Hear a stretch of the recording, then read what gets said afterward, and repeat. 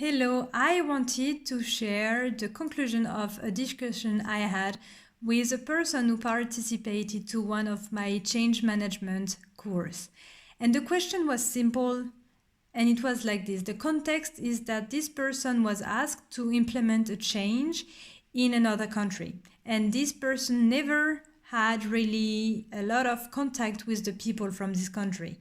So it doesn't really know what to expect, but he knows that they have to put in place guidelines from his mother country, so his homeland. And the question was like, how do I make those people do what I want them to do? How do I make them change their behavior without knowing their culture?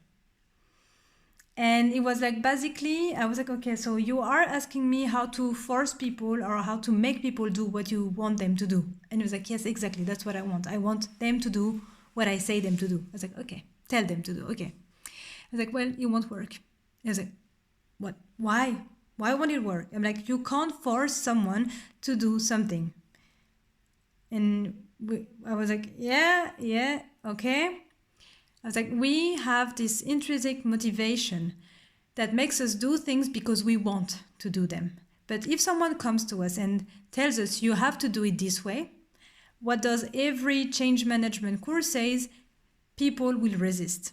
If you impose change, resistance will be there because people don't like to be forced to do something, or they don't like that we take away their freedom to choose. And if there is on that topic, you add the intercultural facts that you may have a prejudice against some cultures, then it makes things very complicated. And so now you can't impose the way you do things in another culture, and you can't impose your way of doing things to anyone. Even people from your own culture, they will resist. They will not like it. And so how do you do?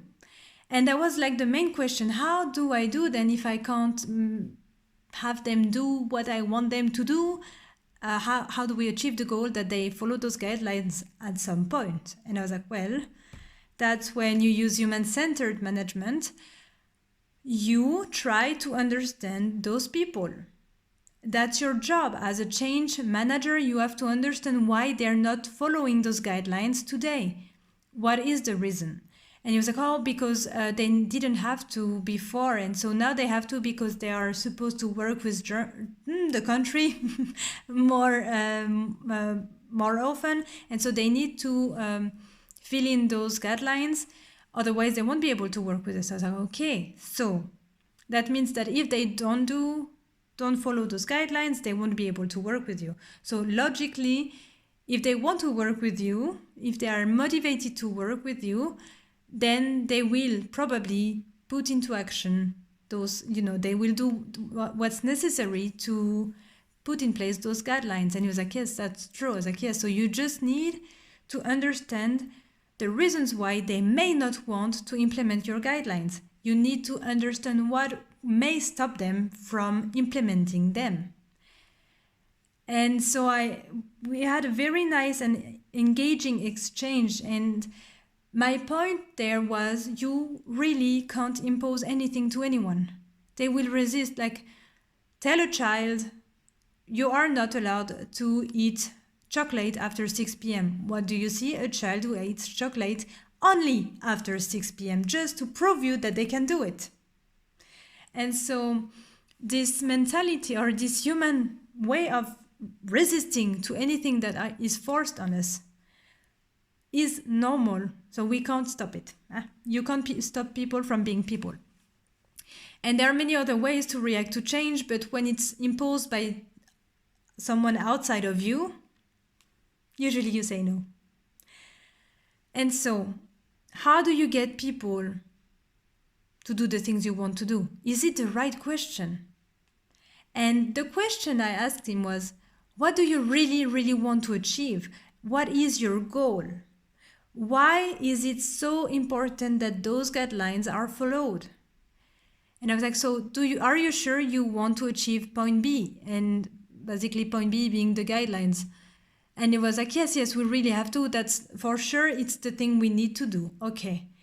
And do you really want them to achieve point B following your own steps, or do you prefer that they do it their own way? And by doing it their own way, they also do it in a way that they feel comfortable with? Or do you want to force them into a system where they will probably not feel okay with?